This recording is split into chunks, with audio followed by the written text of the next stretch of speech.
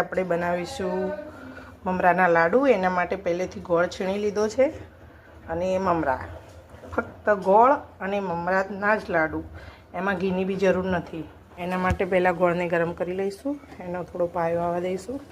ગોળને આ રીતે ધીમે ધીમે ગરમ કરી લેવાનો. જો ધીમે ધીમે ગોળ ઓગળવા માંડ્યો છે, એમાં આટલું થોડું પાણી એડ કરીશું, જરાક, એક નાની 2 ચમચી જેટલું જ.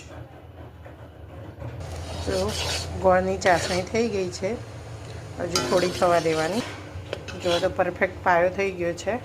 હવે આમાં મમરા એડ કરી દેવાના. હવે આપણે આમાં મમરા એડ કરી દઈશું. જો મસ્ત મમરા મિક્સ થઈ ગયા છે. ગાળો હાથ કરી અને આવી રીતે લાડુ બનાવી દેવાના. સ્ટોપ કરજો. જો મસ્ત લાડુ બની ગયો છે. ગેસ ધીમો થોડો રાખવાનો. આ રીતે થોડા મમરા લઈ અને સ્લાઇડ પાણીવાળો હાથ કરી લેવાનો બંને બાજુથી. આમ લાડુ વણી જવાના ધીમે ધીમે. જો બની ગઈ છે. જો ફટાફટ લાડુ બની ગયા છે.